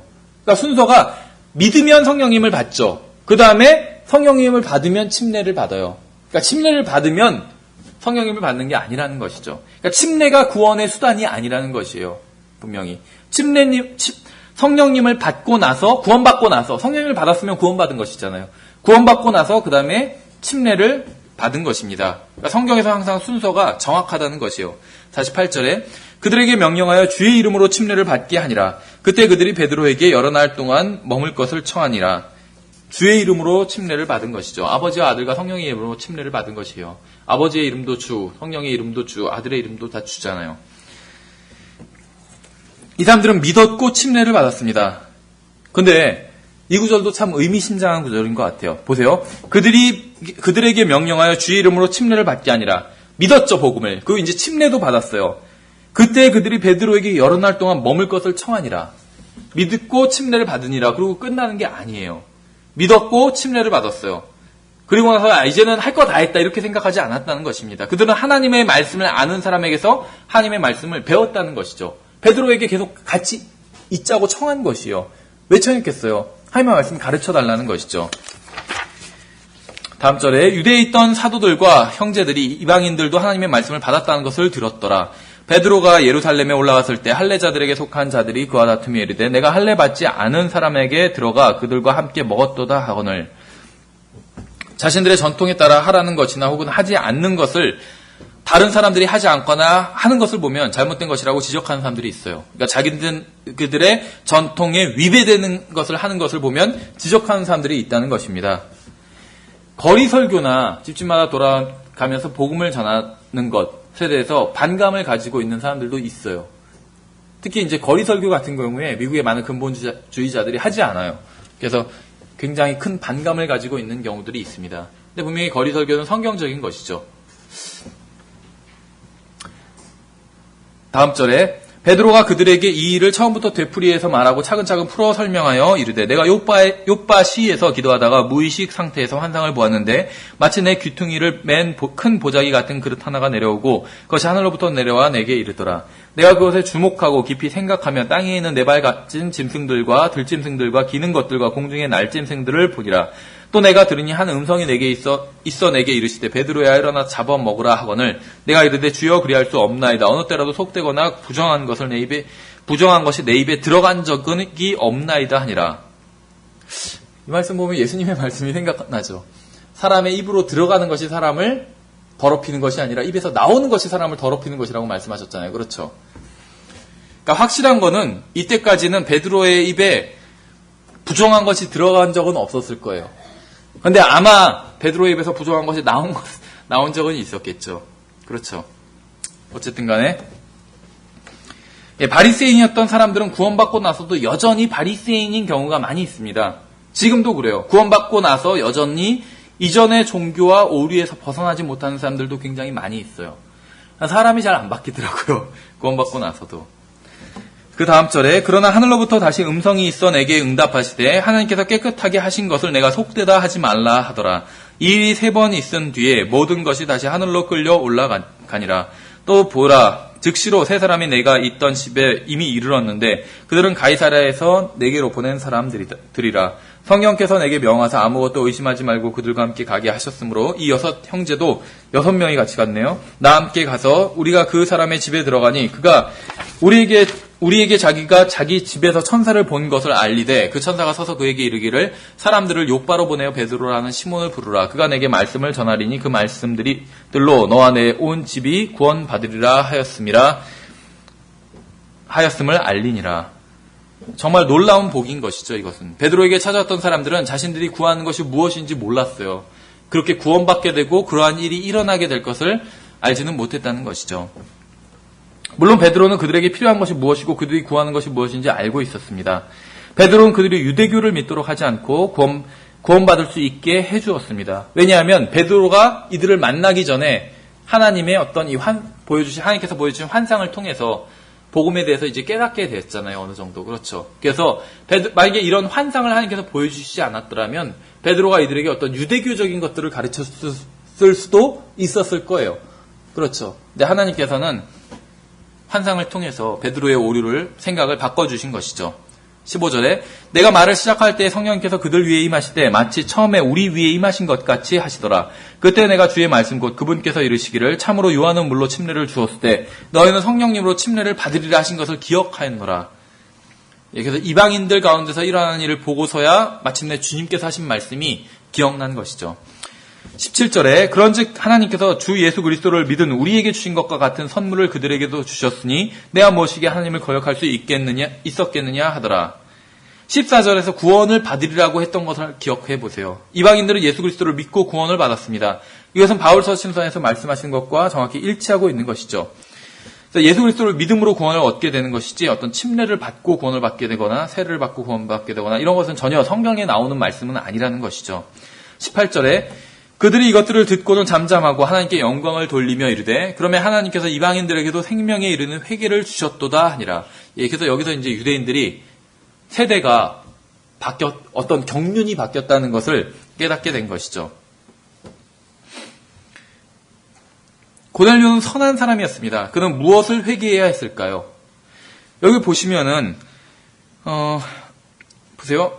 하나님께서 이방인들에게도 생명에 이르는 회개를 주셨도다 하니라 이렇게 말하고 있죠. 이 유대인들이. 그러니까 생명에 이르는 회개라는 말이 나와요.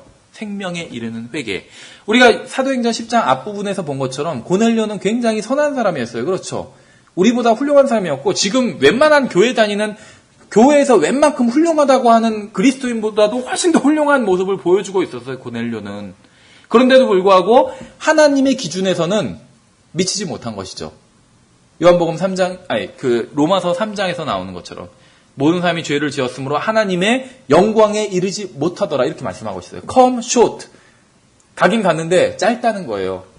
하나님께 가기에는 짧다는 거예요. 이 고넬료에 대한 말씀인 것 같아요. 정확하게 그렇죠. 굉장히 의로운 일을 많이 했는데 하나님에게까지 가기엔 로마서 3장 말씀처럼 짧았던 것이에요. 고넬료의 선행과 의가. 그렇죠.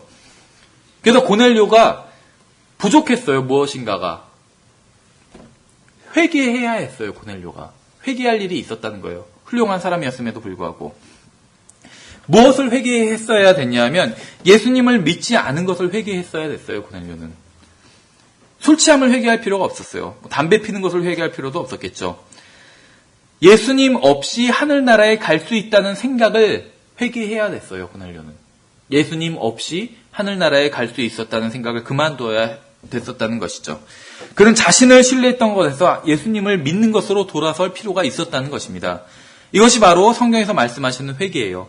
자신을 신뢰하던 것에서 돌아서서 예수님을 신뢰하는 것. 이것이 성경에서 말씀하시는 회개라는 것이죠. 고넬료는 이것을 했던 것이에요. 다른 모든 죄들로 인해서 지옥에 가는 게 아니에요. 담배 피는 것을 회개하고 좋은 것 같아요. 그런데 궁극적으로 그게 필요한 것이 아니에요. 술 취함을 회개하고 그것도 필요하겠죠. 근데 궁극적으로 그게 필요한 것이 아니에요. 자기 자신을 신뢰하던 것을 회개할 필요가 있는 것이요. 담배 피기 때문에 지옥에 가는 것이 아니에요. 술 취하기 때문에 지옥에 가는 것이 아니에요. 자기 자신을 신뢰하기 때문에 지옥에 가는 것이요. 예수님을 신뢰하지 않기 때문에 지옥에 가는 것이요. 그렇잖아요. 그래서 예수님을 신뢰하지 않았던 것을 회개할 필요가 있었다는 것이죠. 고넬료는. 그래서 성경은 하나님을 향한 회개와 예수 그리스도를 향한 믿음에 대해서 말씀하고 있는 것이요. 성경은 구원받지 못한 사람들에게 그들이 범하고 있는 어떤 25개의 큰 죄로부터 돌이키라고 말씀하고 있지 않아요. 죄들을 다 돌이키며 그때 가서 예수님을 믿으라고 그렇게 말씀하고 있지 않다는 것이죠. 어떤 사람은 그런 사람들이 있어요. 복음을 전하면 자기가 지금 예를 들면 담배를 마시고 술 마시고 이런 것들을 얘기하는 사람이 있어요. 그런 것에서 먼저 돌이키고 나서 예수님을 믿어야 되는 것이 아니냐 이런 말인 것이죠. 근데 성경은 그런 말씀을 하고 있지 않아요. 인간의 혼을 저주하고 있는 죄가 있어요. 담배를 피는 죄가 인간의 혼을 저주하는 죄는 아니에요. 술을 마시는 죄가 인간의 혼을 저주하는 죄가 아니에요. 살인을 하는 죄도 인간의 혼을 저주하는 죄가 아니에요. 인간의 혼을 저주하는 한 가지 큰 죄, 예수님이 아닌 자기 자신을 신뢰하는 것이에요. 예수님이 아닌 자기 자신을 신뢰하는 것. 거기서 돌이키라고 말씀하고 있는 것이에요. 그게 회개예요. 예수님이 아닌 자기 자신을 신뢰하던 것에서 돌이키는 것. 고넬료는 회개할 필요가 있었던 사람이에요. 그런 관점에서 보자면. 그렇죠. 다른 죄는 없었어요. 하지만 자기 자신을 신뢰하고 있던 죄, 가장 큰 죄였어요. 그것에서부터 돌이킬 필요가 있었다는 것이죠. 고넬료는 구원받았습니다. 그런데 그는 구원받을 때 어떤 서원을 하지도 않았고 어떤 죄나 잘못을 고백하지도 않았어요. 예수 그리스도를 믿는 순간 그는 자신이 하늘나라에 가기에 충분할 정도로 선하지는 않았다는 사실을 깨달았겠죠. 그래서 회개한 것이에요. 그렇죠. 구원받기 위해서는 회개해야 합니다. 담배를 피운 것을 회개하는 것이 아니에요. 술 마신 것을 회개하는 것이 아니에요. 어떤 욕지거리를 한 것을 회개하는 것이 아닙니다. 자신을 믿고 자신을 신뢰했던 것을 회개하는 것이에요. 예수 그리스도 없이 구원받을 수 있고 하늘나라에 갈 수 있고 지옥을 피할 수 있었다고 생각했던 모든 생각들을 회개하는 것입니다. 구원받기 위해서는 반드시 이러한 회개가 필요한 것입니다. 정리를 하면 사도행전 8장과 10장에서 배운 것을 정리해 보겠습니다. 하나님의 집에서 참된 하나님을 경배하고 하나님의 말씀을 읽고 끊임없이 기도하고 금식하고 선한 삶을 살고 강한 사람들을 위해서 재산을 헌납하고 어떠한 인간이 한 것보다 훨씬 더 큰 선행을 한다 할지라도 결코 스스로의 힘으로는 하늘나라에 갈 수 없다는 것을 지금 사도행전에서 말씀하고 있는 것이요. 회개해야 됩니다. 그리고 예수 그리스도를 믿어야 됩니다. 그렇지 않으면 결코 구원받을 수 없어요. 구원이란 예수 그리스도를 믿을 때에만 얻을 수 있는 것입니다. 구원받은 사람은 지옥이 아닌 하늘나라에 가게 되죠. 구원받지 못한 사람은 아무리 많은 선행을 한다 할지라도 결코 하늘나라에 갈 수 없어요. 하늘나라에 가는 문제에 있어서 선행은 어떠한 도움이 되지 못한다는 것이죠. 그것은 단지 자기 의만 강화시킬 뿐이에요. 어떤 의미에서는. 그렇죠. 죄를 그만두는 것으로는 결코 하늘나라에 갈 수 없습니다. 그것도 자기 의만 강화시킬 뿐이에요. 구원을 받기 위해서 얼마나 선하든 혹은 얼마나 악하든 상관없이 하나님의 말씀에 동의를 해야 됩니다. 사람이 얼마나 선한지 혹은 얼마나 악한지는 하나님께 전혀 이슈가 되지 않아요. 아무리 제가 선해도 그것이 하나님께 전혀 이슈가 되지 않는다는 것이요.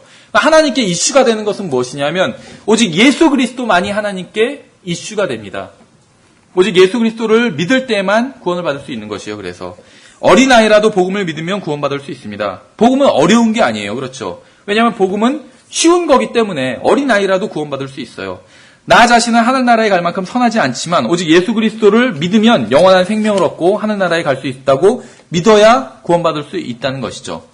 이것을 이해하기가 어렵지 않죠. 쉬워요. 왜 어린아이들이 어른들보다 더 쉽게 구원받는지 아세요?